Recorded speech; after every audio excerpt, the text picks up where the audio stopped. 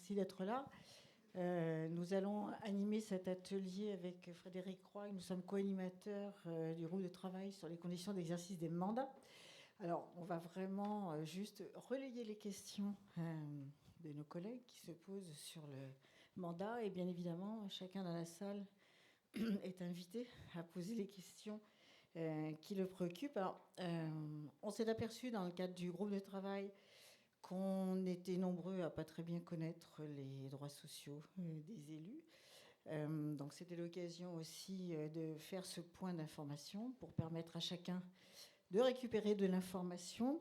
On s'en est doublement aperçu quand on a animé la Convention nationale de la démocratie locale, où effectivement c'est ressorti également des propositions des élus. Donc je crois qu'on va être très friands des informations que vont pouvoir nous donner les représentants des différents organismes qui apportent un soutien aux élus. En l'occurrence, Maïdou Marceau, merci à vous pour la CNAM, c'est ça, je ne me trompe pas.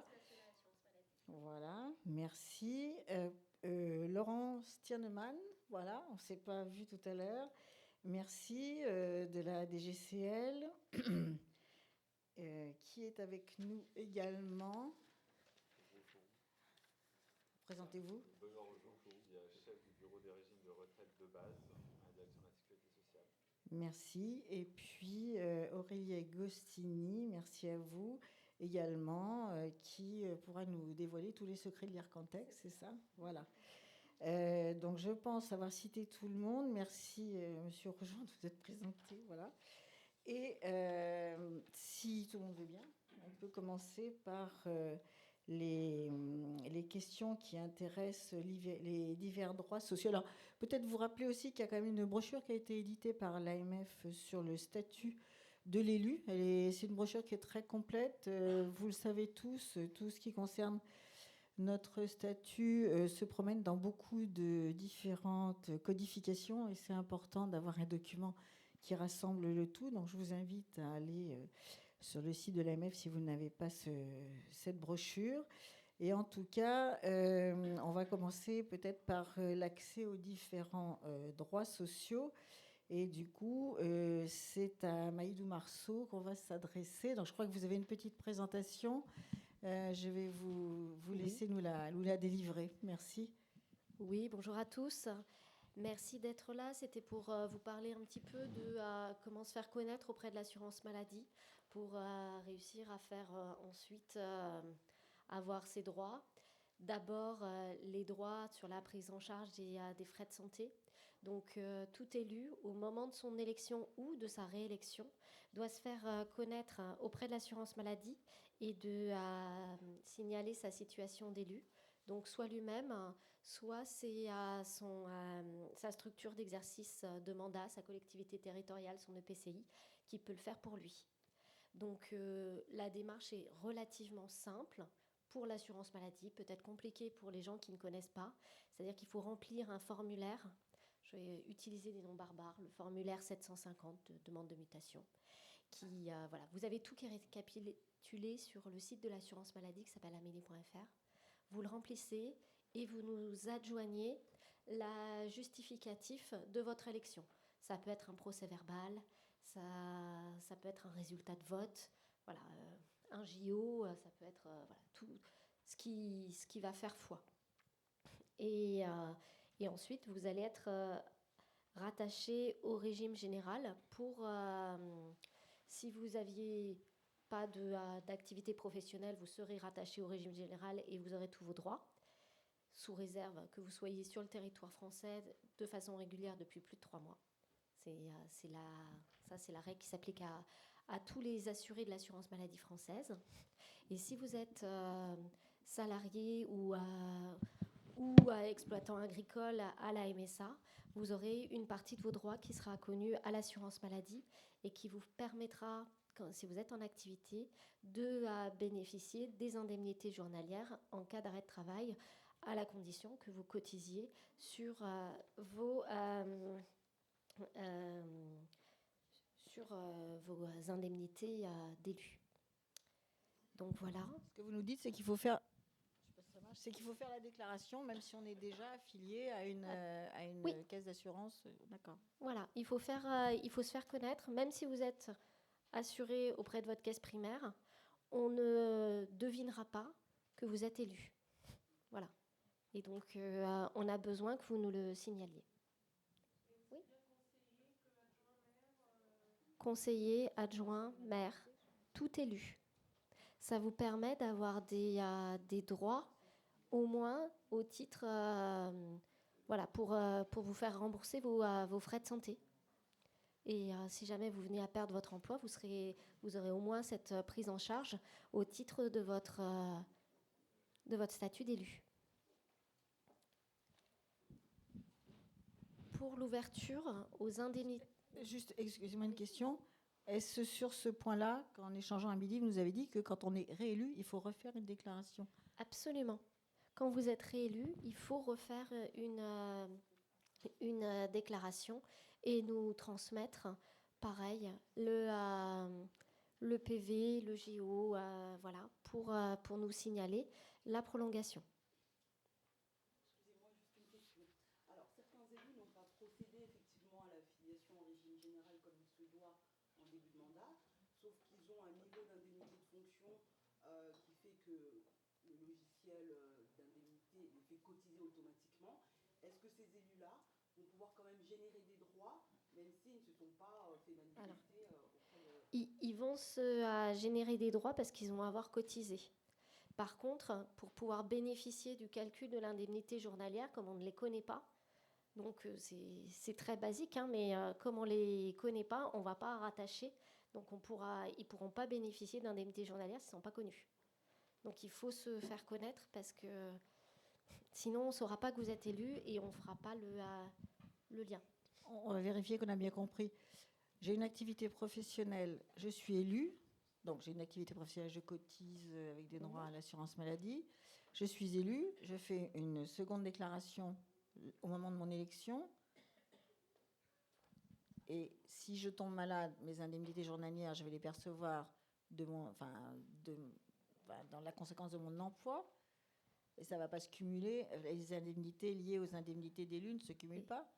Ben si. C'est une question. Si, Voilà. bien sûr. Ben voilà. Bon, C'est tout à fait ça. C'est vous cotisez, il y a une raison. C'est-à-dire que vous êtes salarié, vous allez avoir des indemnités journalières. Vous ne pouvez plus travailler ni exercer votre mandat du fait de votre état de santé. Vous allez toucher des indemnités journalières au titre de votre activité salariée et au titre de votre mandat sous réserve que vous ayez suffisamment cotisé. C'est-à-dire que la règle, on est une assurance maladie, donc quand même assurance, et donc vous devez avoir cotisé sur un revenu au moins égal à 1015 fois la valeur du SMIC horaire. Donc ça veut dire que vous ayez cotisé dans les 6 précédents mois sur une indemnité qui est à peu près équivalente à... ça fait combien j'ai toujours un doute. Il faut que vous ayez eu dans les 6 000 € d'indemnité de fonction dans les 6 précédents mois pour vous ouvrir ces droits-là. Donc, pour répondre à la question de la collègue tout à l'heure, ça ne va pas concerner tout le monde. Non. Non, on est... Vas-y. Et aussi également une condition importante, au même titre que si vous êtes salarié du régime général ou même agricole, il faut avoir cessé son activité, l'activité d'élu. Voilà, il faut effectivement, alors on peut aller un peu plus loin tout de suite, mais il faut effectivement quand vous allez faire votre arrêt de travail, si jamais vous avez une double activité, quand vous allez faire votre arrêt de travail pour, par exemple, votre activité salariée, si vous voulez continuer votre activité d'élu, il faut que le médecin coche bien la case comme quoi vous êtes élu local, il y a une case spécifique élu local, et qui vous autorise à poursuivre votre activité au titre de cette activité pendant votre arrêt de travail. Alors, j'ai une question à ce sujet, justement. Moi-même, j'ai été arrêté pendant une période longue. Et donc, j'ai perçu toutes les indemnités journalières, y compris celles en tant qu'élu. Donc, j'ai écrit à la CPAM en disant mais je suis élu, mais je poursuis ma fonction, comme le médecin l'avait précisé. Donc, ça a duré quand même 7 mois. Donc, ça a été précisé au premier arrêt de travail. Ça a été reprécisé à chaque renouvellement. Donc, j'ai essayé de téléphoner. Bon, je n'ai pas réussi à avoir les personnes qui géraient le dossier. J'ai envoyé un courrier. Je n'ai pas eu de réponse au courrier parce qu'en même temps, on m'avait demandé des photocopies de tous les fiches de salaire depuis 1 an, je crois. Et j'ai repris le travail. Et 2 mois après avoir repris le travail, mon employeur a reçu une lettre lui demandant de rembourser les indemnités journalières parce que je n'avais pas arrêté mes fonctions d'élu. Et donc, l'employeur s'est retourné vers moi et me demande de rembourser l'intégralité des salaires, y compris les charges sociales qu'il a payées.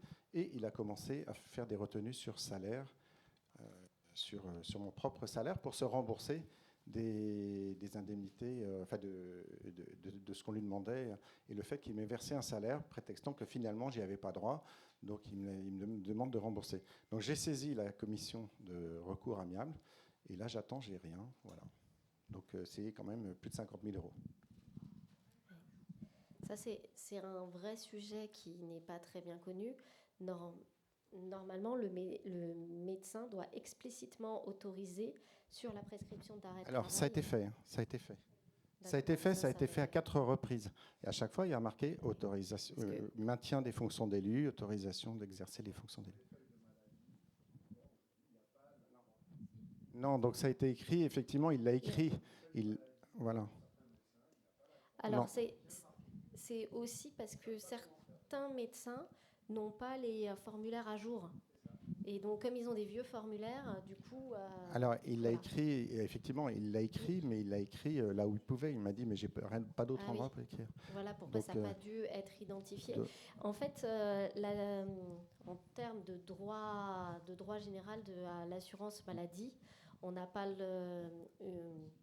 un arrêt de travail signifie qu'on a un état de santé qui n'est pas compatible avec à la fois une activité professionnelle, mais également d'autres types d'activités. Et on a toute une jurisprudence dans ce cadre-là, de gens qui taillaient leur haie dans leur jardin alors qu'ils étaient en arrêt de travail pour maladie, qui intervenaient à des congrès, à des choses comme ça, alors qu'ils auraient dû être chez eux, puisqu'une prescription d'arrêt maladie, c'est un traitement pour se reposer dans un état de santé. Donc, je suis d'accord, selon les emplois, c'est pas la fonction d'élu n'est pas du tout la même que l'emploi, et on peut être en arrêt de travail et exercer sa fonction d'élu. C'est pour ça que les médecins, il faut que vous forciez vos médecins, dans le pire des cas, à faire des avis d'arrêt de travail électroniques, puisque là, on a toujours une version à jour, pour qu'ils cochent bel et bien cette case-là. Sinon, d'autres personnes seront dans votre situation, monsieur. Donc, je ne sais pas dans quelle caisse qu'est-ce qu'on peut... Alors, c'est la caisse d'assurance maladie de Seine-et-Marne. Donc, écoutez, après, on va prendre votre nom, on échangera, et j'échangerai avec les collègues de Seine-et-Marne. Je n'ai pas de promesse, et la CRA va passer, mais je vous donnerai au moins les délais et là où on en est. Voilà.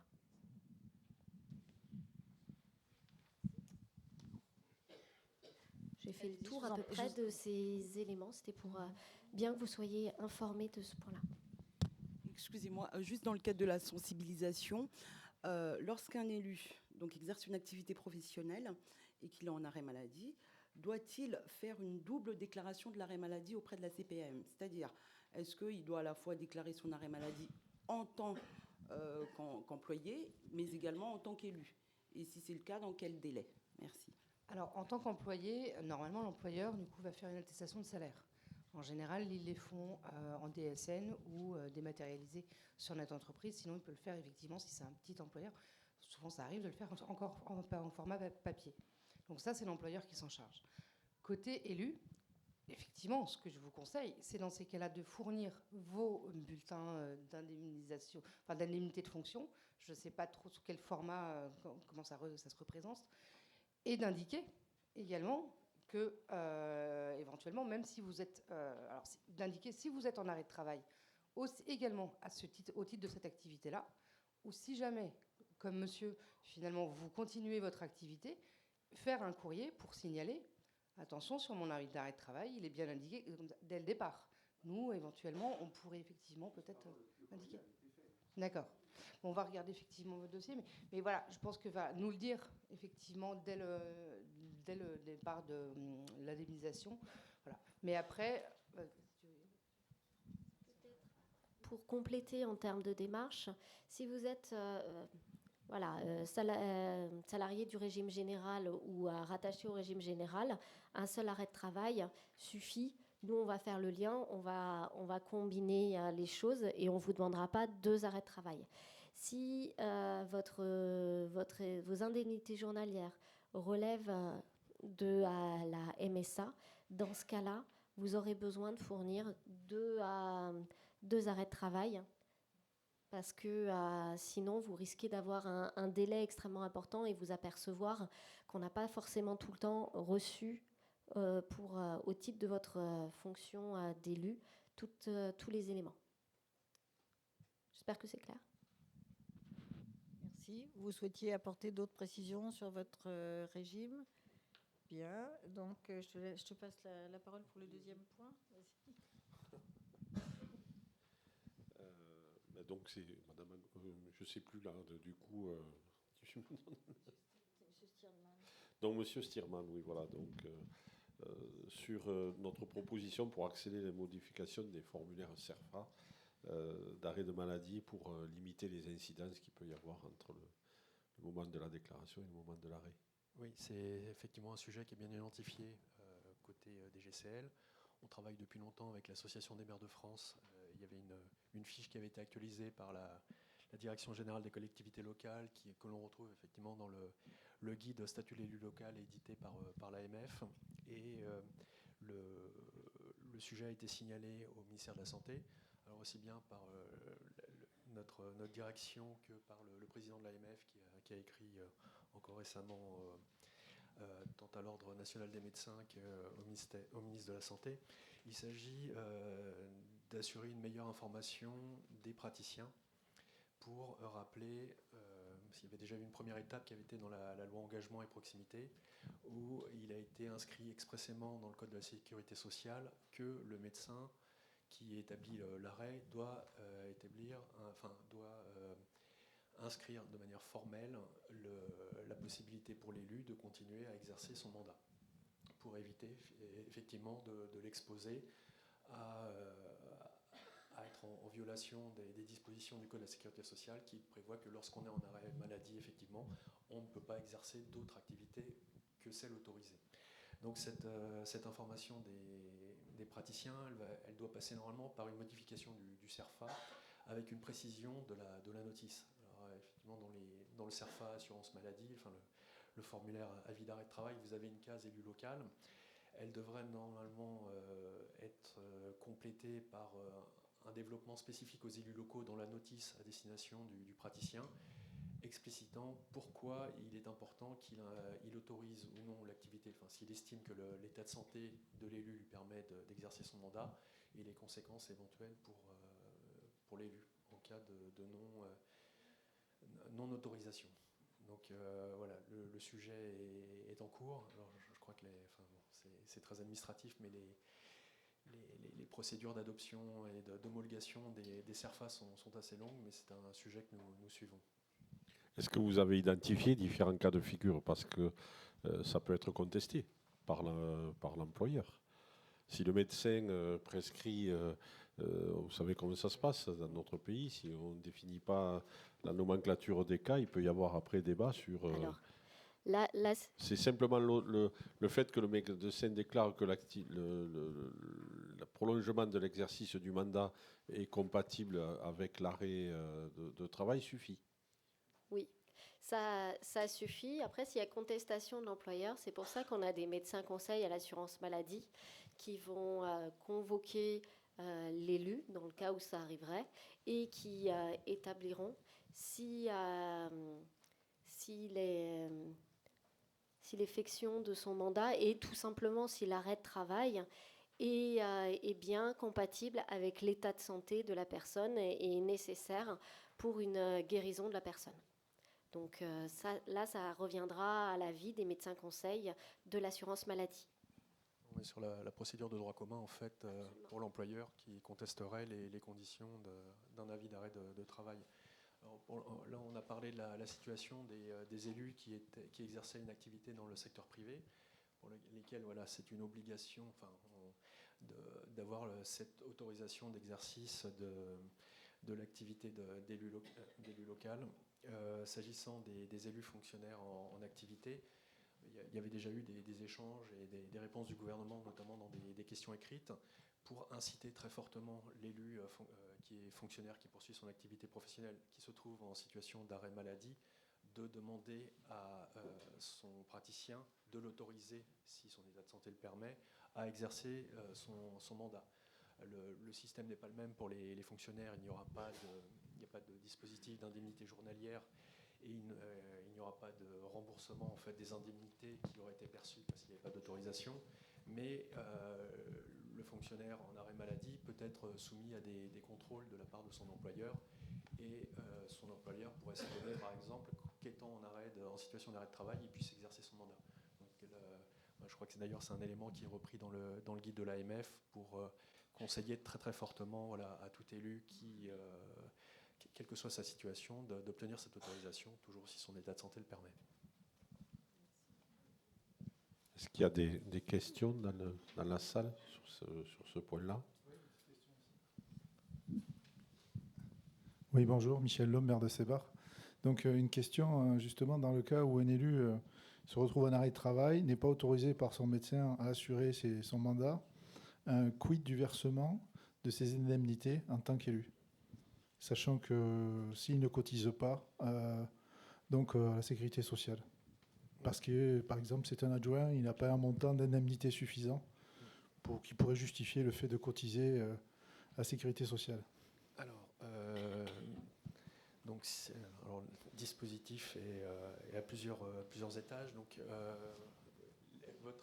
l'élu exerce une activité professionnelle. Oui, c'est ça. Voilà, et il est donc en situation d'arrêt maladie. Oui. L'arrêt maladie ne lui permet donc pas d'exercer son activité professionnelle et le médecin a considéré que son état de santé ne lui permettait pas d'exercer son mandat. Tout à fait. Donc, dans ces cas-là, en fait, il est éligible aux indemnités journalières de son activité professionnelle.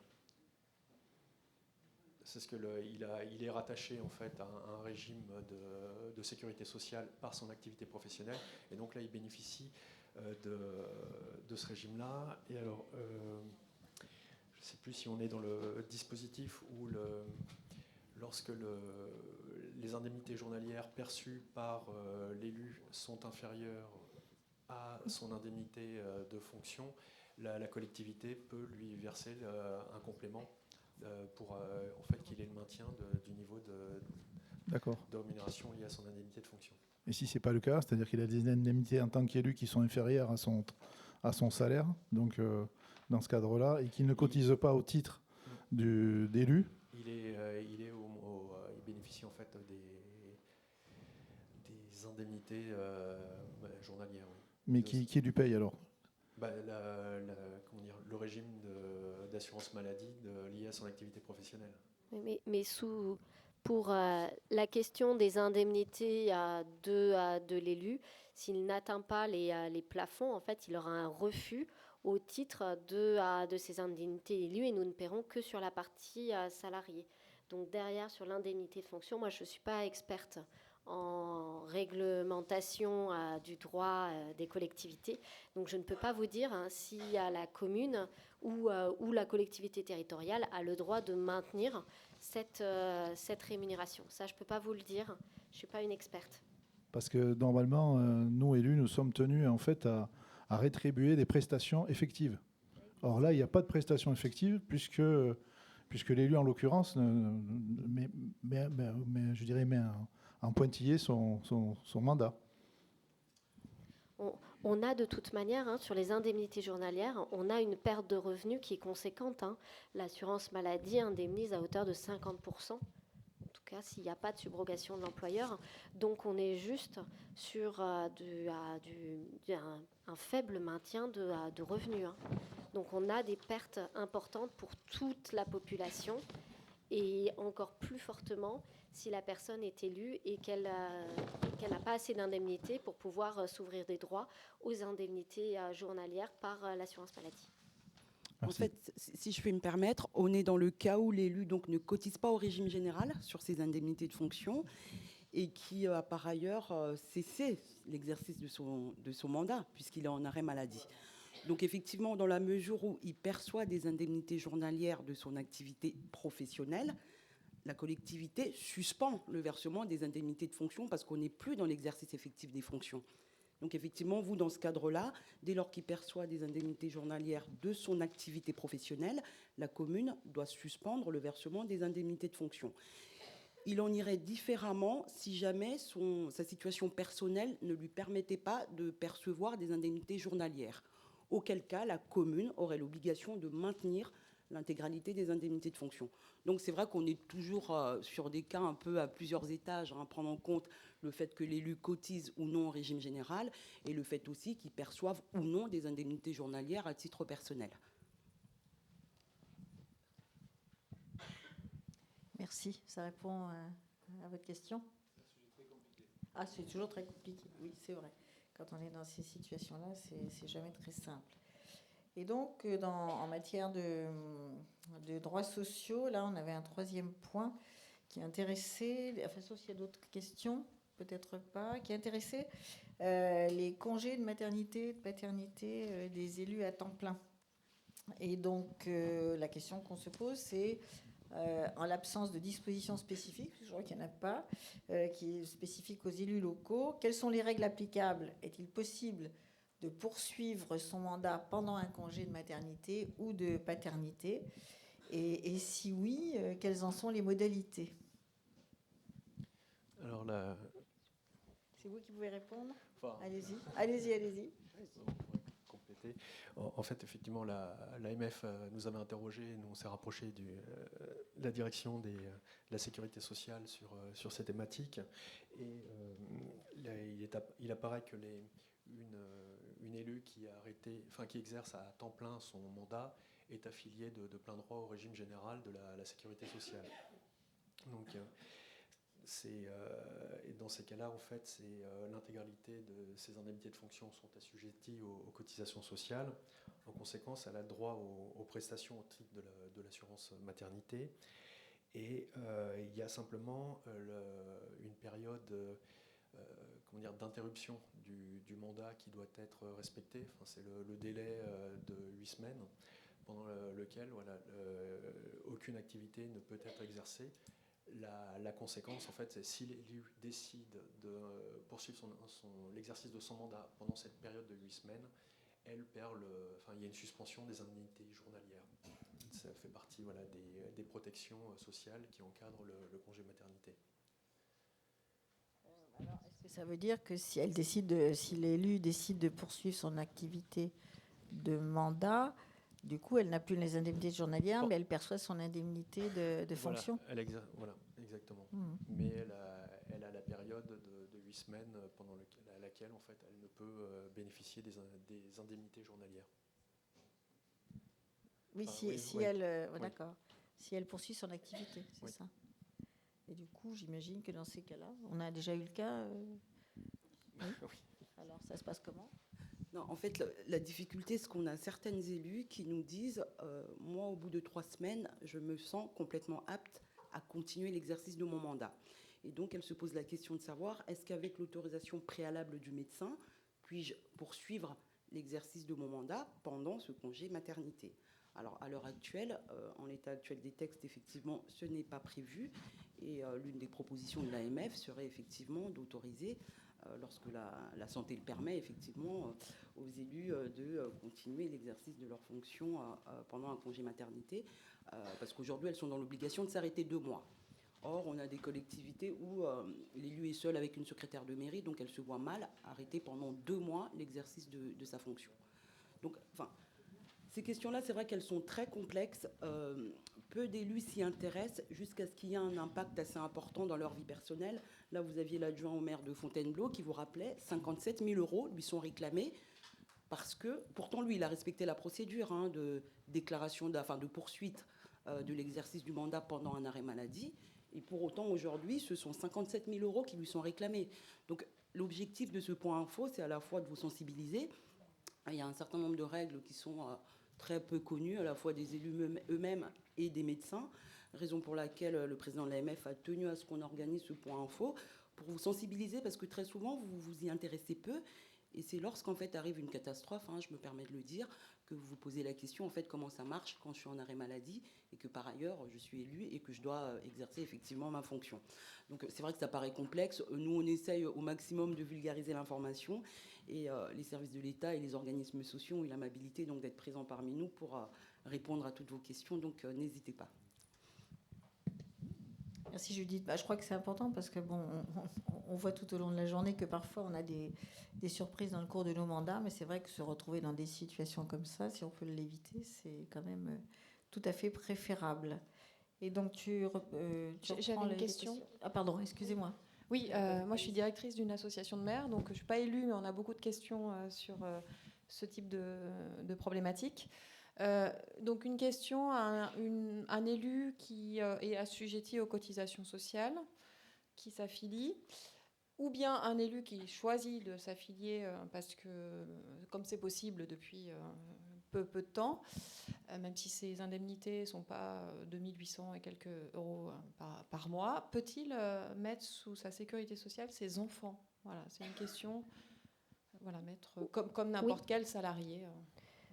Oui, tout à fait. De toute façon, depuis le 1er janvier 2016, dans le cadre de la protection universelle maladie, on ouvre des droits à tous les majeurs, soit au titre de leur activité professionnelle ou de leur retraite ou un statut d'élu. Et si ce n'est pas le cas, on l'ouvre au titre de ce qu'on appelle la PUMA, Protection universelle maladie, à tout le monde.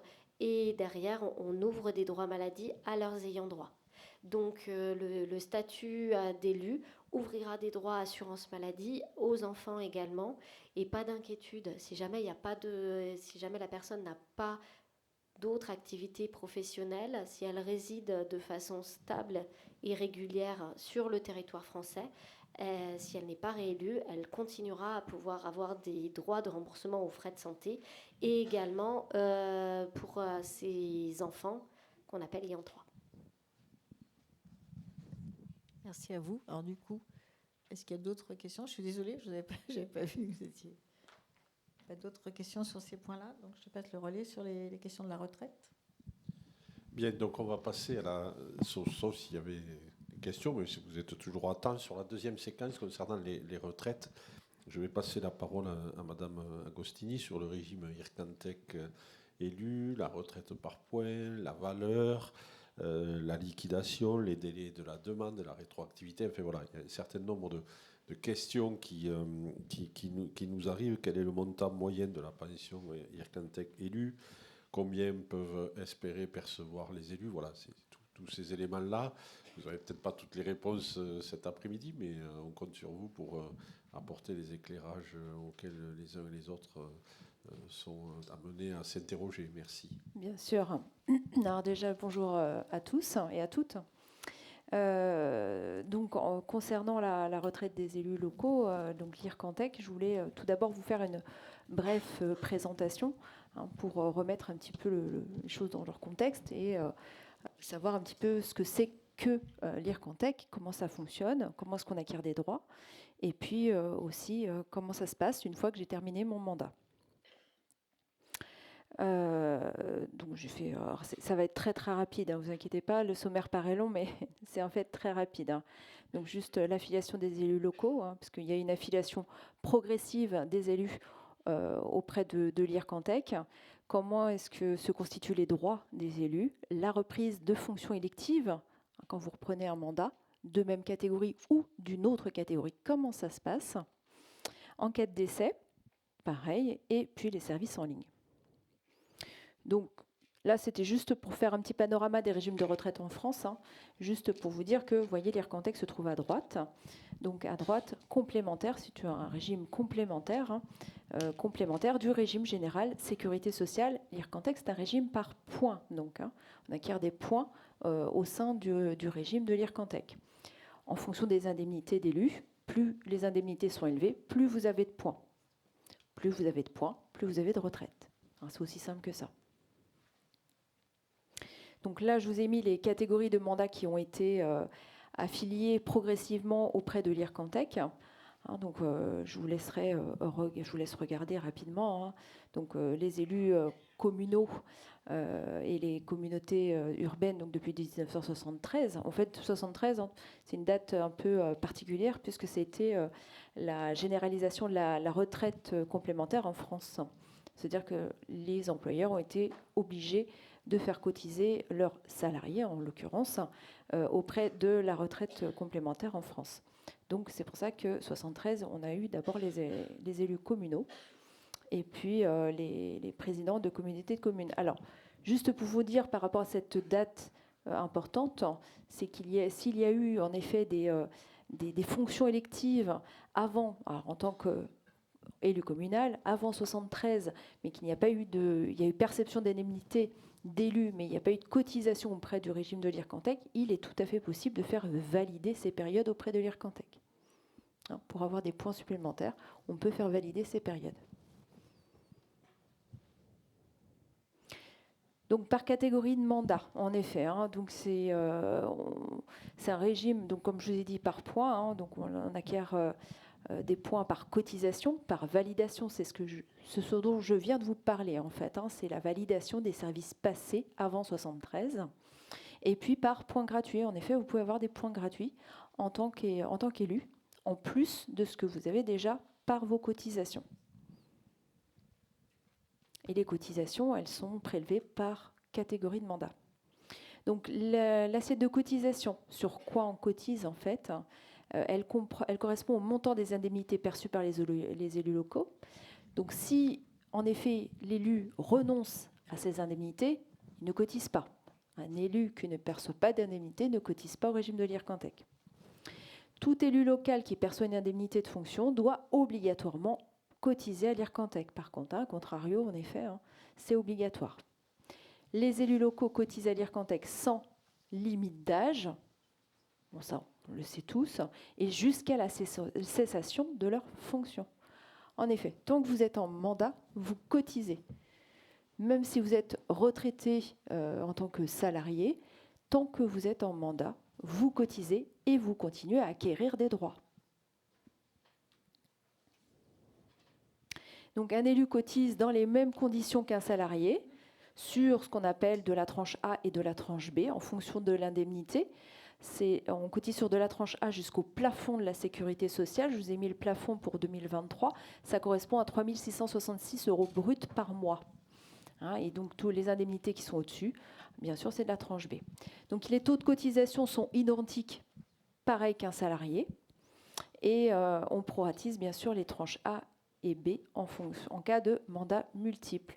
C'est-à-dire que si vous êtes élu et vous êtes multimandat en même temps, vous avez plusieurs mandats, et que la totalité de vos indemnités d'élu dépasse le plafond de la sécurité sociale, dans ce cas-là, on fait une proratisation de la tranche A pour que vous puissiez cotiser en tranche B. Et la tranche B rapporte beaucoup plus de points, donc en l'occurrence plus de retraite. Par contre, on ne fait pas de proratisation entre une activité professionnelle et un mandat électif. C'est vraiment deux catégories différentes. Donc, je vous ai mis les taux de cotisation par agent, par employeur. Alors, taux d'appel et taux théorique. Alors, c'est des taux un peu barbares. Taux d'appel, c'est simple en fait, c'est le taux qui est prélevé sur les indemnités. Par agent, par employeur. Le taux théorique, lui, c'est un taux qui permet de calculer les points. Donc vous avez le salaire de référence. Le salaire de référence, qu'est-ce que c'est? C'est le prix d'achat du point. C'est combien est-ce que je dois cotiser pour avoir minimum un point? Eh bien, pour 2023, c'est 5,329 €. Donc pour avoir un point, il faut cotiser minimum 5,329 €. Et la valeur du point, eh bien, c'est ce qui permet de calculer la retraite. Donc la liquidation des pensions d'élus, elle se fait par catégorie de mandat. On liquide les pensions d'élus par catégorie de mandat. D'accord ? Donc ce qui veut dire que vous pouvez très bien avoir un mandat d'élu communal et percevoir une retraite d'élu EPCI, par exemple. D'accord ? Et inversement. Hein, donc puisqu'on liquide par catégorie de mandat. Donc les conditions, c'est les mêmes conditions d'âge et de trimestre que pour les salariés. Hein, il faut avoir l'âge légal. Et pour avoir le taux plein, il faut avoir les trimestres nécessaires. En fonction de sa catégorie, en fonction de sa génération. Vous savez, hein, ça a été relevé là, entre 62 jusqu'à 64 ans hein, pour le départ à la retraite. Donc dès que l'élu a cessé d'exercer un mandat d'élu de fonction élective, c'est-à-dire qu'il cesse de percevoir son indemnité. En effet, hein, il faut les conditions d'âge et de trimestre, et conditions en effet de cessation de mandat pour pouvoir liquider sa retraite d'élu. Donc après, le petit message en bas, c'est ce que je vous disais tout à l'heure. Donc les conditions de départ, donc vous pouvez partir en effet avant l'âge légal, à taux réduit. Si vous n'avez pas tous les trimestres, eh bien vous partez à taux réduit. Vous avez une décote qui s'applique. À partir de l'âge légal à taux plein avec tous les trimestres. Sinon, si vous n'avez pas en effet tous les trimestres, vous pouvez partir à partir de l'âge du taux plein sans condition de trimestre, c'est-à-dire 67 ans. À partir du moment où votre retraite est prise à 67 ans ou après, vous avez le taux plein automatiquement. Et puis, tout ce qui est fait après 67 ans, eh bien, vous bénéficiez d'une surcote. Vous surcotez après 67 ans. Vous surcotez aussi à partir de l'âge légal. Il y a 2 surcotes à l'IRCANTEC. Hein. La première, elle commence à l'âge légal si vous avez tous les trimestres et vous continuez votre exercice. Eh bien, dans ce cas-là, vous surcotez. Et la deuxième, elle démarre à 67 ans. Vous continuez votre mandat. Eh bien, vous allez surcoter à partir de 67 ans, sur la deuxième surcote. Donc, que doit faire l'élu après cessation du ou des mandats exercés? Alors aujourd'hui, donc, dans ce cas-là, une fois que vous avez cessé votre mandat, vous pouvez faire votre demande de retraite sur votre espace personnel. On a un espace personnel qui est géré par la Caisse des dépôts, hein, puisque l'IRCANTEC, c'est géré par la Caisse des dépôts, donc qui s'appelle Ma Retraite Publique. Donc vous pouvez aller dessus, vous pouvez aller voir votre compte, vous pouvez aller voir vos points dès aujourd'hui. Si vous percevez déjà une retraite pour un autre mandat, dans ce cas-là, vous nous contactez par téléphone pour la liquidation de votre retraite. Donc, je vous ai mis juste les petits visuels du site de l'IRCANTEC, ainsi que... donc, pour se connecter, hein, il faut se connecter par France Connect, hein, obligatoirement.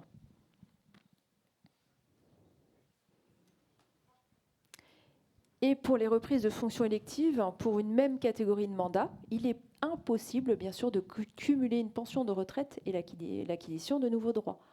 C'est-à-dire que vous êtes élu communal, vous cessez votre mandat d'élu communal, vous demandez donc de la retraite IRCANTEC au sein de votre mandat d'élu communal. Très bien, on va vous verser, pas de problème. Et puis, quelques années après, vous décidez de reprendre un mandat d'élu communal. Dans ce cas-là, il faut absolument nous contacter parce qu'il faudra nous envoyer l'attestation de reprise de fonction pour qu'on suspende la retraite parce que vous allez acquérir de nouveaux droits. Là, c'est par rapport à une même catégorie de mandat. C'est lorsque vous reprenez une fonction dans la même catégorie. Donc, il nous faudra absolument cette attestation de reprise de fonction. Donc, le document, il est téléchargeable directement sur le site de l'IRCANTEC. Et bien sûr, quand on est élu, hein, il y a aussi le capital d'essai et la réversion qui existent. Donc le capital d'essai et la réversion sont versés aux ayants droit, bien sûr, avec des conditions. Hein. La réversion, il faut impérativement avoir été marié, en tout cas, ou être marié, hein, pour que la réversion soit versée. Et puis l'ayant droit, il faut qu'il ait au moins 50 ans. Le capital d'essai, il y a des conditions aussi. Il faut avoir cotisé au moins 1 an à l'IRCANTEC. Et puis, il faut avoir moins de 67 ans et être en activité. Voilà, c'est un peu moins drôle, hein. Mais voilà, en tout cas, ce sont des dispositifs qui existent et qui peuvent être versés aux ayants droit, hein, si besoin. Et surtout, petite précision pour la réversion, c'est que à l'IRCANTEC, c'est sans condition de ressources. C'est important. Hein, donc l'ayant droit, il aura le droit, s'il remplit les conditions de mariage, etc., et bien dans ce cas-là, et d'âge, il aura le droit à la réversion, il n'y a pas de condition de ressources. Est-ce que vous avez des questions par rapport à cette présentation ? Alors, j'ai parlé juste des points gratuits tout à l'heure, je n'ai pas précisé, hein, ça concerne notamment le service militaire. Il y a des points gratuits au titre du service militaire. Il y a des points gratuits au titre des enfants aussi, si vous avez eu des enfants, au moins 3 enfants, minimum 3 enfants. Que ce soit au niveau du mandat avant ou... Ah, peu importe. Ouais, peu importe. Là, c'est pour 3 enfants, c'est 10% supplémentaire de pension. Et ensuite, on va majorer de 5% par enfant supplémentaire jusqu'à 30% maximum. Est-ce qu'il y a d'autres questions ? Ouais, allez-y. Donc, bonjour, je vais essayer de résumer. Donc, j'ai pris un temps partiel dans le cadre de mon mandat de maire. Et je ne sais pas combien de temps il va durer, c'est-à-dire, enfin, il y en aura un, mais je ne sais pas s'il y en aura d'autres après. Je n'arrive pas à savoir si ce temps de mandat d'élu va pouvoir s'inscrire en fait dans mon calcul global, ou si ça va être 2 choses qui vont être complètement séparées, auquel cas 6 ans de maire, ça ne va pas compter pour grand-chose. C'est complètement séparé. Ouais, donc là, ok. Je craignais la réponse. Et le deuxième sujet, vous parlez des 3 enfants. Alors j'ai 3 enfants. Est-ce que j'ai pas encore compris ça aussi au niveau de la réforme des retraites? Est-ce que les 2 parents vont pouvoir valoriser ça, ou est-ce que ça va se jouer en fait pour l'un ou pour l'autre? Non. Alors moi, quand je parle des points gratuits au titre des enfants, c'est minimum 3 enfants, c'est 10% de pension IRCANTEC supplémentaire. C'est valable pour les hommes et pour les femmes. Pour les 2. À partir du moment où ce sont vos propres enfants adoptés, même les enfants nés sans vie, un compte, ça, c'est tous les enfants qui sont inscrits dans le livret de famille. D'accord ? Ça peut être les enfants du conjoint, je n'ai pas précisé, mais ça peut être les enfants du conjoint aussi, mais si vous les avez élevés au moins 9 ans avant leur 16e anniversaire. Sinon, la question que vous venez de soulever sur les gens, ça marche, oui, sur les collègues qui réduisent leur activité professionnelle, c'est un sujet qui a été évoqué dans le groupe de travail et qui fait l'objet de propositions. Vous les trouverez, elles sont disponibles à la sortie, les propositions de l'AMF, parce que c'est vrai que ça nous fait mettre entre parenthèses 6 ans de notre vie professionnelle, soit entièrement, soit partiellement. Après, vous êtes salarié privé ? Vous êtes salarié public, c'est-à-dire vous êtes fonctionnaire ? Fonctionnaire, oui, éducation nationale. Mais en fait, de ce que j'ai compris... SRE, alors, ok. J'ai pris un mi-temps, donc du coup, mon employeur me dit, pour l'autre mi-temps, en fait, si vous voulez continuer à percevoir vos droits pour la suite, c'est votre part, votre part salariée et la part employeur. Donc, en gros, c'est 600 € par mois. Ouais. Voilà. Et indemnité, 1400 net. Oui, parce qu'il vous propose de surcotiser, en fait, sur la base d'un temps plein. Voilà.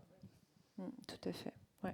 Après, votre mi-temps pour l'ouverture des droits va compter comme un temps complet. Hein. Pour l'ouverture des droits, ça compte comme un temps complet. Pour la liquidation de la retraite, ça compte comme un mi-temps. Hein. Mais pour l'ouverture des droits, pour dire est-ce que je vais avoir le taux plein ou pas, ça compte comme un temps plein. Ouais. Alors, là, je parle des fonctionnaires, mais dans le privé, c'est encore différent, puisque ça va être... en fonction, en fait, on acquiert des trimestres en fonction du salaire. C'est le salaire qui permet de déterminer le nombre de trimestres qu'on acquiert chaque année. Dans le public, c'est différent. Il faut travailler 90 jours. Hein, alors que dans le privé, on ne demande pas à travailler 90 jours pour avoir un trimestre. C'est le salaire. C'est 2023, c'est 150 heures de SMIC. Ça fait 1585,50 €, si mes chiffres sont bons. Ça fait 1728 € bruts. Cette année ? Cette année, oui. D'accord. 1700 €. Ok, j'avais 1500. J'ai fait mon calcul de bas de page tout à l'heure. C'est peut-être un peu faux, mais c'est dans cette tête. Mais c'est à peu près ça. D'accord. Hein, donc, ça veut dire qu'en un mois, si vous avez ce salaire-là brut, vous validez un trimestre. Tout à fait. C'est 150 heures de SMIC. sur l'année, ça valide un trimestre. Et si vous avez 4 fois ça sur l'année, ça valide 4 trimestres. Absolument. Voilà, c'est pas un mois. Il n'y a pas une exigence de pas de temps d'un mois. Non, tout à fait. Est-ce qu'il y a d'autres Oui, il y a d'autres questions. Je voyais monsieur là-bas qui avait une question. Peut-être pour compléter, monsieur, en fait, je pense que ça n'a échappé à personne, on n'est pas dans un système universel de retraite. Non. Donc, vous êtes polyaffilié. Donc, vous ouvrez des droits au titre de votre régime spécial de fonctionnaire qui ne dispose pas de complémentaire. À part la RAFP. Oui, c'est une supplémentaire, la RAFP. Et puis vous avez, en tant qu'élu, une affiliation au régime de base, au régime général de travailleurs salariés, et votre complémentaire à l'IRCANTEC. Si vous aviez été dans la même situation en étant soit contractuel de la fonction publique ou salarié du privé, vos cotisations en tant qu'élu et en tant que travailleur à mi-temps au régime de base des travailleurs salariés, vous aurez permis de vous ouvrir droit à une seule pension de retraite. À la même, en tout cas. C'est vrai que c'est pas forcément votre situation n'est pas très optimisée. Voilà. Mais c'est le système qui est historiquement construit comme ça. Oui, souvent, on a la question, parce qu'en fait, je vous explique, mon métier, je suis chargée de relations clients, donc j'anime régulièrement des conférences auprès des actifs futurs retraités, mais aussi des formations auprès des employeurs. Donc là, hier, j'étais à Salon de Provence, et on me pose tout le temps la question, est-ce qu'à la fin, j'aurai qu'une seule pension pour toutes mes caisses de retraite ? Non. La réponse, c'est non. C'est vraiment une pension par caisse de retraite. Comme disait monsieur, on n'est pas dans un système universel, en effet. Oui, bonjour. Alors moi, je suis encore un autre cas. Je suis travailleur indépendant. Donc on ne peut pas dire que je sois à mi-temps, à temps plein. Je travaille comme je peux. Mes revenus, par contre, c'est sûr qu'avec mon associé, je me suis organisé pour travailler moins quand même. Donc je touche 2 fois moins qu'avant. Et là, au niveau de la retraite, c'est un peu comme la première personne. Je ne suis pas foutu de savoir ce que ça va donner à la fin, quoi. Et c'est un peu perturbant. Il me reste encore 15 ans à cotiser.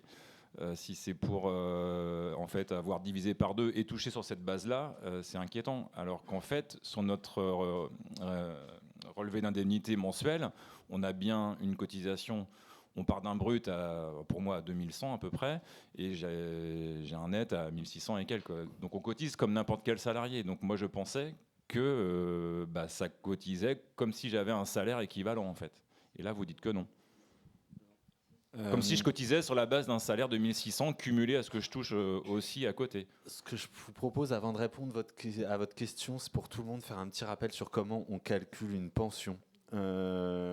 Parce que c'est pas forcément clair pour tout le monde. Moi, quand j'ai pris mes fonctions, on m'a dit on va t'expliquer, c'est simple, mais si quelqu'un t'explique en 1 heure comment on calcule une pension, que tu as tout compris, c'est qu'il t'a mal expliqué. Mais je vais quand même dresser un portrait un peu général de la manière dont ça marche. Je pense que ça peut être intéressant. Pour qu'on parle tous avec le même vocabulaire. Et ce que je vais vous dire est vrai pour les travailleurs salariés, les travailleurs indépendants affiliés au régime général des travailleurs indépendants et pour les salariés agricoles. Tout ce que je dirais ne sera pas vrai pour les autres régimes spéciaux. Voilà. Et notamment celui des fonctionnaires. Bon.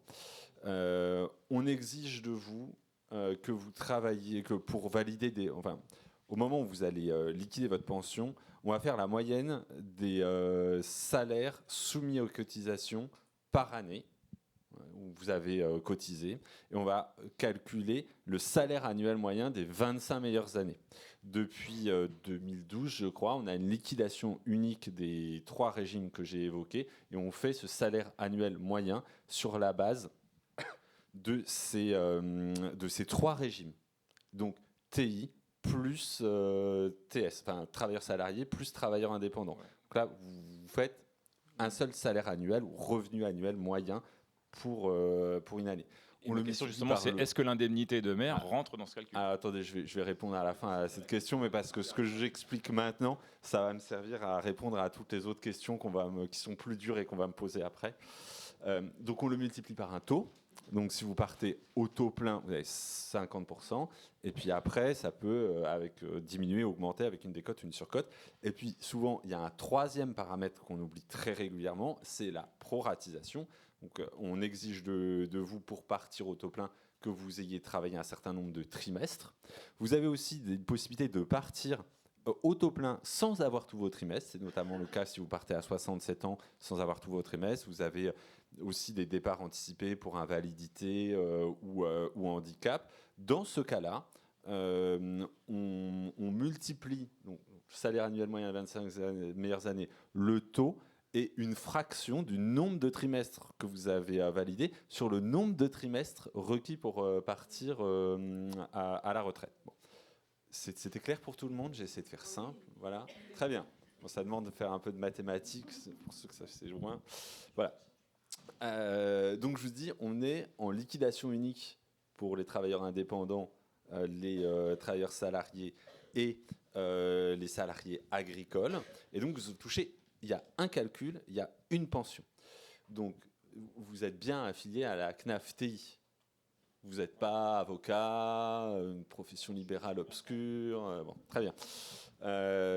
Donc du coup, au moment de votre liquidation, on va prendre, pour les années où vous avez été élu, vos indemnités d'élu, plus vos revenus de travailleurs indépendants, qu'on va multiplier par le nombre de trimestres que vous aurez acquis dans l'année, soit au titre de vos cotisations, soit à d'autres titres, fois le taux, fois la proratisation.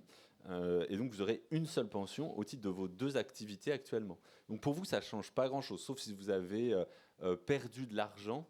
Enfin, votre indemnité est plus faible que ce que vous gagnez auparavant. Ouais. Non, ce qui n'est pas le cas, mais ce que je ne savais pas, c'était si vraiment l'indemnité rentrait dans le calcul de la retraite de base. À cotisation. Et on a beaucoup de mal à avoir cette info quand on appelle l'AMF, l'IRCON. Enfin, personne n'est sûr des réponses. Non, mais sérieusement. C'est si elle est soumise à si votre indemnité elle est soumise à cotisation. Hein. Voilà. J'espère que j'ai répondu à votre question. Et après, vous avez la complémentaire, bien sûr. Sachez qu'après, vous pouvez vous faire des simulations. Il y a des sites de simulateurs de retraite. La complémentaire, c'est une chose, mais c'est vrai que déjà à la base, savoir qu'on cotise comme si on travaillait encore, c'est déjà assez rassurant. Et je me rends compte qu'on est de plus en plus d'élus, alors jeunes entre guillemets, mais avant, ils ne se posaient pas la question, parce que beaucoup étaient déjà arrivés à la retraite, ou y arrivaient. Ouais. Maintenant, c'est hyper important de le savoir, parce qu'à tout à fait. On a aussi des familles et des enfants. Bien sûr. Après, en complémentaire, vous cotisez à l'Agir Carco en tant que travailleur indépendant et à l'IRCANTEC en tant qu'élu. Ouais. S'il n'y a pas d'autres questions, j'en vois pas. Ah si, une question au fond là-bas. Voilà. C'est 50%.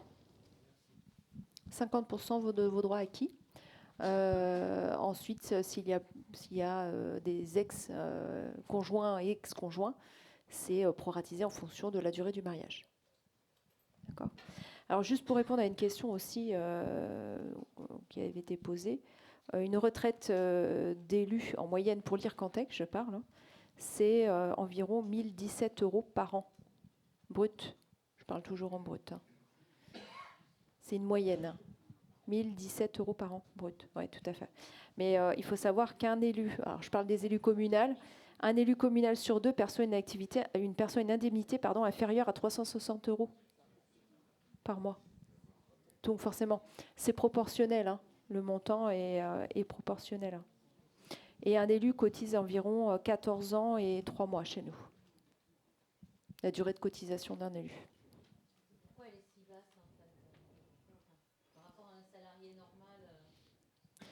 Parce que un élu, il perçoit, la majorité de nos élus ne perçoit pas une indemnité équivalent à un salaire, en fait, hein, tout simplement. Hein. 1 400 € par mois, c'est l'équivalent d'un salaire. Ah non. En fait, ce que je... Un élu qui touche 1 400 € d'indemnité par mois. Oui. C'est l'équivalent d'un salaire. Le calcul, c'est le même que pour un salarié. Donc, il percevra la même chose. Non, tout à fait. C'est ça que je veux dire. C'est ça. C'est que un élu communal sur 2 perçoit une indemnité inférieure à 360 € par mois. Donc automatiquement, hein, forcément, chez nous, ça fait une moyenne de pension de 1 017 € par an. C'est une moyenne. Après, c'est que pour l'IRCANTEC. Après, il y a le régime de base. Après, ça dépend aussi de la durée de votre mandat. Hein. C'est 42 ans, la carrière. Il faudrait être élu pendant 42 ans. Alors, j'ai passé un peu de temps à l'ambassade de France au Cameroun. Le président était président avant ma naissance. Je commence à plus être vieux. Mais voilà, tout le monde n'est pas Paul Biya dans les collectivités locales en France. Merci à vous. Je crois qu'on a des vidéos à passer avant le sujet suivant. Donc, à vous.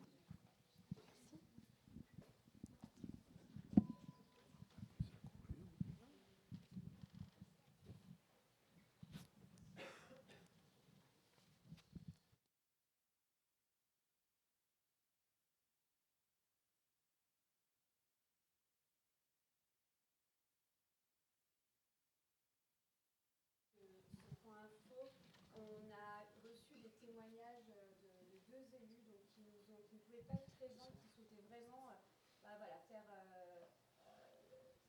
parler de leur expérience et de leurs difficultés en fait, d'accéder à certains droits sociaux. Et nous avons des vidéos. Donc là, c'est Madame Thérèse Gérard qui est la maire de Saint-Martin-de-Saint-Lancé. Bonjour, je me présente Marie-Thérèse Gérard, maire de Saint-Martin-de-Saint-Lancé.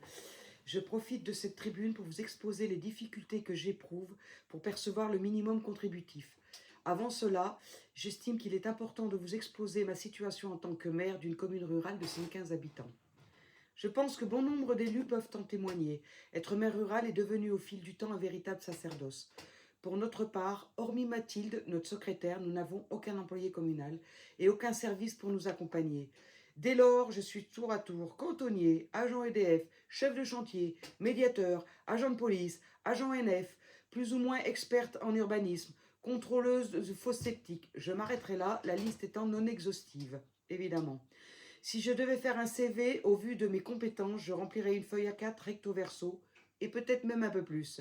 Sans compter le nombre incalculable d'heures passées en réunions et commissions diverses, qu'elles soient communales ou intercommunales. Mon conseil municipal se compose de 6 personnes, dont 4 qui exercent une activité professionnelle en parallèle. Je leur suis reconnaissante de faire ce qu'ils peuvent, n'hésitant pas à me donner un coup de main si nécessaire. Pour couronner le tout, nous sommes tenus responsables absolument de tout. Les gens sont devenus individualistes, égoïstes, estimant que la commune leur doit tout, ne supportant aucune remarque et n'hésitant pas à menacer.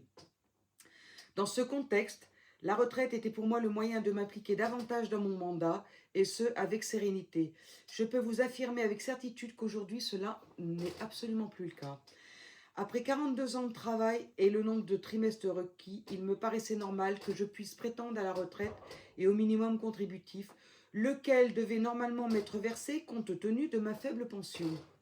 Si vous ne savez pas, le minimum contributif permet aux retraités qui ont cotisé sur de faibles salaires de percevoir un montant minimum de retraite de base. Élu en 2020 et ayant liquidé ma retraite en 2021, mon droit au minimum contributif m'a été refusé au prétexte que je cotise à l'IRCANTEC. Mais alors, le plus incroyable et inacceptable, c'est que si j'avais pris ma retraite en 2020, avant de débuter mon mandat, j'aurais pu percevoir ce minimum contributif et surtout, j'aurais pu continuer à le toucher pendant mon mandat. Comme d'habitude, on marche sur la tête.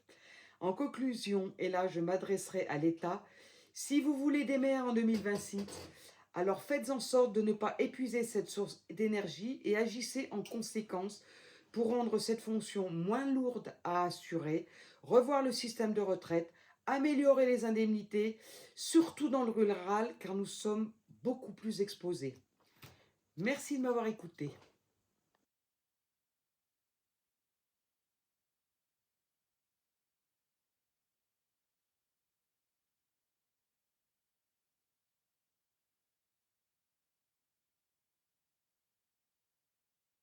Eh bien bonjour, je me présente Philippe Henry, donc maire de Château-Gontier sur Mayenne. J'ai eu la chance d'être un jeune élu puisque j'ai été élu conseiller municipal en 1995 avant de tenter ma chance et d'être élu effectivement maire d'une ville de 12 000 habitants, Château-Gontier-Bazouges, en mars 2001.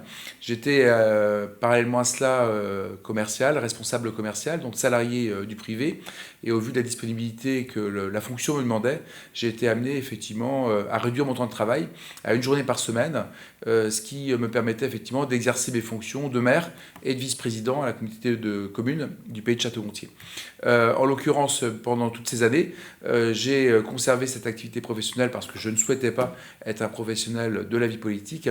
Et le corollaire à cela, c'est que pendant près de 10 ans, jusqu'à la loi et la possibilité de faire en 2013, eh bien, je n'ai pas pu cotiser pour ma retraite sur mes indemnités, puisque la loi m'interdisait de pouvoir aujourd'hui avoir une double cotisation au système de la sécurité sociale entre ce que j'avais sur le plan professionnel et ce que j'avais sur le plan de ma fonction d'élu. Ce qui fait qu'aujourd'hui, 20 ans après, je découvre que je me retrouve effectivement avec une période de non-cotisation, avec là aussi un montant de cotisation très très inférieur à la réalité de mes revenus du moment. Donc c'était pour témoigner en quelque sorte que là, les élus, effectivement, ont besoin d'être accompagnés, notamment quand ils rentrent dans une fonction, et qu'on puisse là aussi travailler à leur protection et les aider aujourd'hui et les accompagner à prendre les bonnes décisions, puisque c'est un peu d'une façon amère que 20 ans après, on découvre effectivement l'autre côté du poteau. Je ne regrette rien, mais effectivement, je pense qu'on a besoin là aussi, pour les élus, d'une vraie protection dans l'exercice de nos fonctions.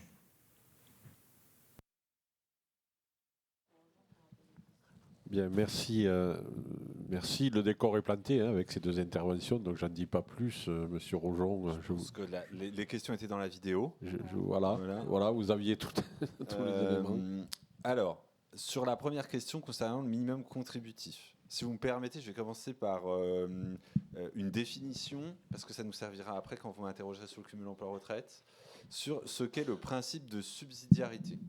Il y a un certain nombre de droits, une fois à la retraite, qui sont subordonnés à ce que l'assuré ait liquidé l'ensemble de ses droits à pension de base complémentaires français et étrangers. Ça a une bonne raison pour ça, et notamment pour le minimum contributif, puisque ce minimum n'est pas financé par des cotisations, mais par la solidarité nationale à travers le Fonds de solidarité vieillesse, et que l'État, à juste titre, ne souhaite pas payer plus de minimum parce que l'assuré n'a pas fait l'effort de liquider les pensions auxquelles il avait droit. En temps normal, ça ne pose aucune difficulté puisque l'assuré qui cesse son activité liquide l'intégralité de ses pensions, mais il y a une situation particulière en France qui est celle des élus locaux, puisque c'est la seule population qui est susceptible de continuer à s'ouvrir des droits. En tout cas, c'était jusqu'au 1er septembre 2023 la seule population qui continuait à s'ouvrir des droits à l'Ircantec, et qui par ailleurs n'a pas le choix de continuer à s'ouvrir des droits, puisqu'on peut pas, on en discutait tout à l'heure juste avant, on ne peut pas faire le choix de dire bon ben voilà, je liquide toutes mes pensions, je liquide l'Ircantec, et puis après je fais mon mandat de maire et je renonce au bénéfice des droits ouverts par mes cotisations, et je cotise à perte comme je cotise à perte au régime général. En tout cas avant le 1er septembre, on y reviendra quand on parlera cumul emploi-retraite créateur de droits, mais voilà, donc on avait cette situation. Mais cette situation, elle est déjà traitée en droit. On a depuis la loi MUPA une disposition qui lève cette condition de subsidiarité pour les seuls élus locaux affiliés à l'Ircantec. Et auparavant, on avait quelque chose qui n'était pas dans le Code de la Sécurité sociale, pas dans la loi, mais on avait une lettre de couverture ministérielle. C'est un peu, je vous remercie de me pardonner le jargon, mais c'est une lettre signée par les ministres qui réquisitionne le comptable de la CNAV et qui lui dit normalement vous avez pas, la loi vous autorise pas à payer, mais je vous remercie de faire quand même. Voilà. Donc les élus, ils ont droit au MICO. Comme les autres salariés. Après, il peut y avoir d'autres situations où on peut ne pas avoir droit au minimum contributif. Il a 2 étages. On a un premier étage auquel tout le monde a droit et c'est une revalorisation différentielle. Vous avez un niveau de pension. Mettons, on va prendre un exemple, 400 €. Vous êtes revalorisé à premier niveau, un peu comme le RSA. Et ce niveau, il est proratisé sur la durée que vous avez, le nombre de trimestres que vous avez validé. Puis vous avez un deuxième niveau, le minimum contributif majoré, qui est à 850 € depuis le 1er septembre et qui, lui, est proratisé sur la durée d'assurance qui est cotisée à votre charge. Donc moi, je comprends dans la situation qui est exposée dans la vidéo que la mère a travaillé 42 ans. Manifestement, il faut avoir le taux plein aussi dans les conditions d'accès au minimum contributif. Je comprends qu'elle a dû partir à taux plein et que c'est un problème lié à la condition de subsidiarité à l'IRCANTEC. Donc, à mon sens, c'est une erreur de la CNAV et il faut... voilà, je vous disais, la retraite, c'est compliqué. Il faut 6 mois pour former un technicien qui liquide une pension. Il est probable que le technicien qui a instruit ce dossier ait commis une erreur. Donc, à mon sens, il faudrait que la mère se rapproche le plus vite possible de la commission de recours amiable ou saisisse le médiateur pour régler la situation, parce qu'au regard des éléments qui sont présentés dans la vidéo, il n'y a pas de raison objective pour lui refuser le bénéfice du minimum contributif. Ensuite, sur le temps partiel, sur la deuxième vidéo, il y a quand même un principe fort du système de retraite français qu'un régime assis, un système assis sur les cotisations, ce qui n'est pas le cas dans d'autres pays, notamment anglo-saxons, mais on ne s'ouvre des droits que quand on a des revenus soumis à cotisation. C'est le cas aujourd'hui pour les élus. Et je peux peut-être anticiper d'ailleurs sur la question que vous allez me poser, si ça vous va. Il y a 3 situations à laquelle vous pouvez être confronté. Soit vous avez un montant d'indemnité supérieur à la moitié du PASS. Donc, on l'a dit tout à l'heure, ça fait un montant de 1833 € bruts par mois. Donc, si votre indemnité, le total de vos indemnités d'ailleurs, est supérieur à ce montant, vous cotisez, donc vous aurez des droits. Si vous êtes en dessous, il y a 2 situations. Soit vous avez complètement cessé votre activité professionnelle. Vous avez une activité professionnelle tellement épisodique que vous n'êtes pas affilié, vous ne ouvrez pas de droit, vous n'êtes pas affilié à un régime de retraite. Là, on vous oblige à cotiser sur vos indemnités d'élu pour vous ouvrir des droits. Troisième situation, vous êtes aussi dans cette catégorie, mais vous êtes quand même affilié parce que vous avez un travail un revenu par ailleurs. Par exemple, chez travailleurs indépendants. Depuis le 1er septembre, vous avez la possibilité, mais il faut faire la démarche auprès de votre collectivité, de vous affilier volontairement. Donc vous allez baisser votre indemnité puisque vous allez cotiser, mais la collectivité va cotiser aussi. Et là, vous ouvrirez des droits à retraite. Ça a deux effets. Le premier, c'est que ça va augmenter votre salaire annuel moyen dont on parlait tout à l'heure. Et c'est susceptible, si ça vous fait passer des paliers de 150 heures SMIC pour valider des trimestres, ce qu'on évoquait tout à l'heure. Donc, je vous rappelle, à chaque fois que sur une année, vous cotisez sur l'équivalent de 150 heures SMIC, c'était 1728 € bruts, vous validez un trimestre, et quand vous atteignez 6 912 € de revenus soumis à cotisation, vous avez validé 4 trimestres. Si vous gagnez plus, vous augmentez votre salaire annuel moyen, mais vous ne validez pas plus de 4 trimestres dans une année. Donc cette affiliation volontaire, elle a ce double effet de renforcer le montant de votre retraite et de vous permettre d'acquérir des trimestres.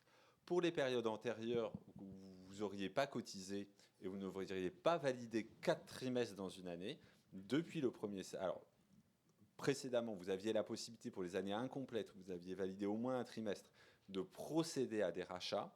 Et désormais, depuis le 1er septembre, pour une année où vous n'auriez aucun trimestre, mais pendant laquelle vous auriez exercé un mandat d'élu pour chaque période de 90 jours de mandat.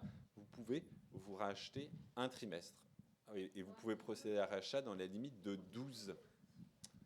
Voilà, je suis désolé, c'est un peu à la... J'ai donné beaucoup d'informations, mais comme je vous l'ai dit, la branche vieillesse, c'est pas la plus simple à comprendre. Voilà. Je vous en prie. S'agissant de la réforme des retraites, on aurait deux questions, parce que pour rappel, aujourd'hui Si on les n'avait élus... que deux, c'est bien. Non, mais enfin, on va essayer de faire vite, mais non, on en a plus que ça, mais je vais commencer par les deux questions. Aujourd'hui, les élus qui sont retraités de leur activité professionnelle et qui, par ailleurs, payent des cotisations sociales sur leurs indemnités de fonction, cotisent, dit-on, à perte, s'agissant de la vieillesse. Parce qu'il y avait une règle générale qui laissait entendre que lorsqu'on est déjà retraité de son activité professionnelle, on ne s'ouvrait pas de nouveaux droits au titre de la vieillesse. Alors, ma question est de savoir, est-ce que depuis la création d'une seconde pension qui a été mise en place par la réforme des retraites, est-ce qu'on peut considérer que les élus retraités de leur activité professionnelle et qui payent par ailleurs des cotisations sur leurs indemnités de fonction ne cotisent plus à perte? Parce qu'en gros, nous, on a quand même cette situation où aujourd'hui, on a des élus qui se retrouvent dans l'obligation de payer des cotisations pour la vieillesse, mais ces cotisations ne génèrent aucun droit. Donc soit à un moment donné, on les supprime, soit ces cotisations génèrent des droits. Donc on aimerait savoir si la création de cette nouvelle seconde pension profite également aux élus. Ça, c'est la première question. Je vous pose d'abord une question. Est-ce que vous avez vraiment une deuxième question et est-ce qu'on peut déborder? Non, on ne peut pas déborder, malheureusement. Bon, c'est quoi votre deuxième question? Répondez déjà à la première et ensuite on verra. Merci. Alors, quand vous partez à la retraite, il y a un principe général qui n'a que des exceptions, qui prévoit que vous pouvez pas, vous n'avez pas le droit de reprendre une activité, de reprendre une activité, d'avoir un revenu professionnel, au risque de perdre le bénéfice de votre pension. Sauf que ça ne s'applique jamais parce que dans toutes les situations, il y a une exception. La première exception, c'est que dans tous les cas, vous pouvez reprendre une activité, sauf au régime des avocats.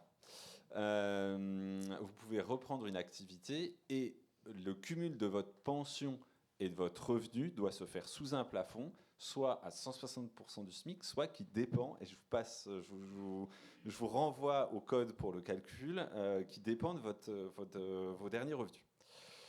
Et si jamais vous avez l'âge d'ouverture des droits, donc 64 ans à terme, donc ça veut dire que si jamais vous êtes parti avec un dispositif de départ anticipé, type retraite anticipée carrière longue, il faut attendre 64 ans pour en bénéficier.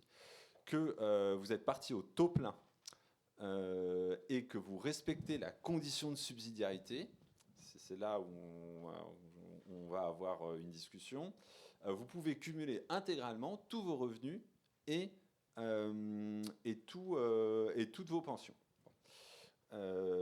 Donc, vous l'aurez compris, comme vous continuez à cotiser à l'Ircantec après la liquidation de votre pension, vous ne respectez pas le principe de subsidiarité. C'est bien pour ça qu'on a fait une dérogation pour le minimum contributif. Et donc, tous les élus sont dans la situation du cumul emploi-retraite plafonné. Mais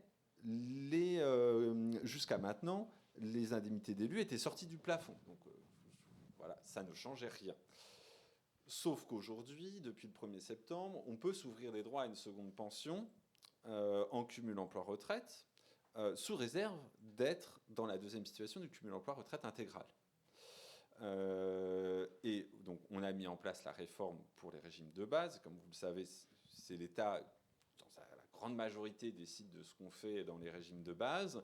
C'est plus partenarial pour les régimes complémentaires. Je pense que je ne trahis pas un secret en disant ça. Donc, il y a des discussions en ce moment entre les pouvoirs publics et l'Ircantec sur comment on traduit ou on décline ou pas la question, enfin le cumul emploi-retraite créateur de droits à l'Ircantec, ou pas. Donc, si on reste dans la même situation, on a un problème qu'il faudra traiter. Moi, je me fais assez peu de soucis sur le fait qu'on trouve une solution, comme on l'a trouvé pour le minimum contributif. Ou alors, l'IRCANTEC bascule sur un système comme au régime général à 2 étages, avec une première liquidation et une deuxième, sachant que la création de droit à une nouvelle pension ne rentre pas dans le principe dans la condition de subsidiarité, sinon ce serait un serpent qui se mordrait la queue. Donc je ne peux pas répondre très exactement à votre question tant qu'on n'a pas trouvé un scénario d'atterrissage sur l'IRCANTEC, mais en tout cas, je pense pas trahir mon mandat en vous disant que la volonté du gouvernement, c'est pas de priver les élus d'un droit à une seconde pension. Voilà. Et donc, en droit, peuvent s'ouvrir, ouvre droit à une pension, toutes les cotisations depuis le 1er janvier de cette année. Et donc, le calcul de la deuxième pension est là, pour le coup, beaucoup plus proche de ce que je vous ai décrit tout à l'heure, c'est-à-dire qu'on va faire un calcul du salaire annuel moyen, qui est en réalité calculé par mois pour éviter les effets de bord des années incomplètes, fois le taux plein, fois la proratisation, dans la limite d'un plafond égal à 5% du PAS par mois, ce qui fait à peu près dans la limite de 400 € à peu près en base. Voilà. Désolé, hein, je vous assène, mais j'ai réussi à répondre en 5 minutes pour vous laisser le temps de poser des questions. Et ça va me permettre de poser la dernière question, du coup, et ça s'adressera peut-être à tous les deux. En fait, aujourd'hui, on a des élus qui sont empêchés d'accéder à certains droits au motif qu'ils cotisent à l'IRCANTEC. On leur refuse, par exemple, l'accès à la retraite progressive de leur activité professionnelle. On va leur refuser, là on l'a expliqué, le minimum contributif au motif qu'ils cotisent à l'IRCANTEC. On a également un cas où une élue qui a dû à la fois, enfin dans un premier temps, réduire son activité professionnelle, puis complètement la cesser pour s'occuper de ses enfants, ses 2 enfants qui sont porteurs de handicap, eh bien aujourd'hui elle s'est vue suspendre les prestations CAF et les prestations handicap de ses enfants au motif qu'elle est sans activité professionnelle. Donc tout ça pour dire que lorsqu'on a organisé ce point info intitulé « Le parcours d'obstacles de l'accès aux droits sociaux », ce n'était pas un effet de manche. En réalité, on a quand même un certain nombre de situations où les élus, du fait de leur statut d'élu ou du fait de cotiser à l'IRCANTEC, eh bien, sont empêchés à accéder à certains droits, d'où une proposition portée par l'AMF qui consiste à rendre indépendant un peu ce régime de retraite obligatoire de l'IRCANTEC, mais également à rendre indépendant la pension qui est perçue à ce titre. Voilà, je ne sais pas si alors sur le deuxième sujet, j'ai déjà répondu. Sur le troisième, j'en suis bien incapable concernant les prestations familiales. Sur le premier, sur la retraite progressive, bon, c'est un dispositif qui préexistait à la réforme des retraites, mais qui est à la fois élargi à tous les régimes de base, j'ai bien dit, hein, pas nécessairement les régimes complémentaires, et qui est considérablement amélioré. J'y reviendrai parce que ça a quelques impacts sur les élus. Dans sa nouvelle rédaction, il y a 3 catégories d'assurés qui peuvent accéder au cumul emploi-retraite, enfin ou à la retraite progressive, pardon. Vous avez les non-salariés et les salariés soumis à une quotité de travail, donc ont un contrat en leur disant voilà, vous allez travailler tant d'heures. Vous avez les salariés et les non-salariés qui sont soumis, enfin qui ne sont pas soumis à une quotité horaire justement, et donc on va évaluer leur diminution d'activité au regard d'un revenu. Et puis vous avez les agriculteurs. C'est encore une situation à part. On va leur demander à la fois de baisser leurs revenus, de céder des terres. C'est un peu compliqué parce que il y a aussi une politique de foncier agricole qui s'est un peu insérée dans la politique de retraite. Alors, je vais rester sur les 2 premières catégories, c'est plus simple. Et puis vous inviterez le ministère de l'Agriculture pour répondre à votre question sur une prochaine conférence si vous voulez des réponses sur le dernier point. Mais donc sur la première catégorie des gens qui sont des assurés qui sont soumis à une quotité de travail, c'est relativement simple, ça existait avant. Bon. On a, puisque je vous donne les références comme ça, si jamais vous voulez compléter votre fiche, je les ai notées avant de venir. Donc les assurés du 1 bulle du L161-22-1.5 du Code de la Sécurité sociale qui sont concernés. On a à l'article R161-19-7 du même code, aux 2 bulles, on vous demande une attestation sur l'honneur comme quoi vous avez arrêter toutes vos autres...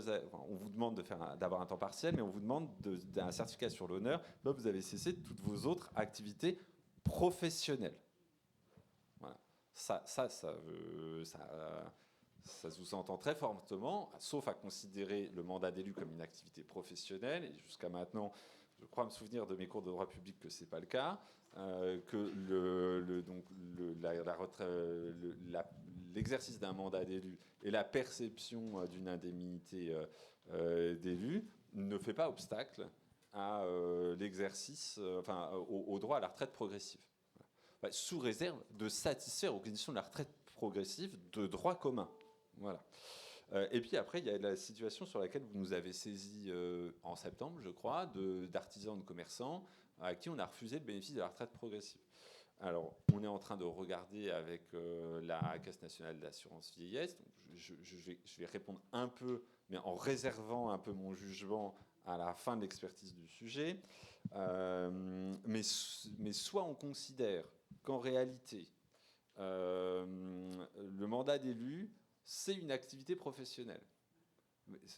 Je dis ça, en cours d'expertise. Vous aurez compris déjà dans le début de ma phrase ce que je pense, mais je vous réserve mon jugement à l'arbitrage de mon cabinet, voilà, parce que c'est quand même pas l'administration qui décide. Donc, soit on considère que c'est une activité professionnelle, auquel cas ça rentre dans notre deuxième catégorie. Et dans ce cas-là, il faudrait justifier d'une baisse globale de revenus, à la fois des revenus d'artisans, commerçants et d'indemnités d'élus. Moi, c'est un peu bizarre, mais bon, voilà. Ça peut être une... Après, on fait preuve d'imagination dans l'administration. Soit on considère que ça ne l'est pas, et auquel cas on exige effectivement une baisse de revenus uniquement sur la partie activité professionnelle, auquel cas ils ont droit. Ça veut aussi dire, si c'est cette deuxième solution qui est retenue, qu'un élu il ne peut pas prétendre à la retraite progressive au titre de son activité d'élu. Voilà, oui, mais ce que vous posiez aussi la question dans la liste des questions qui m'étaient posées, ça veut dire que voilà, si jamais vous êtes maire et que vous dites tiens, je passerai bien en retraite progressive, je vais devenir adjoint au maire, et je baisse subséquemment mon indemnité d'élu, vous ne pouvez pas demander la retraite progressive. Voilà. Je ne sais pas si c'est clair du coup, mais je réserve mon jugement. On vous répondra par écrit sur ce point-là, même si vous aurez compris un peu mon sentiment. Alors, on va vous remercier tous pour toutes les informations très denses que vous avez dispensées. Je pense que dans certains cas, vous nous avez un peu perdus. Voilà. Voilà. Et donc, comme on doit libérer cette salle, on ne peut pas prolonger les échanges. Mais en tout cas, merci à vous, parce que je pense que ça a pu répondre aux questions d'un certain nombre de collègues. Et puis, je suppose que le sujet n'est pas épuisé, loin s'en faut. Voilà. Merci à vous. Et merci à tous les participants à cet atelier. Merci.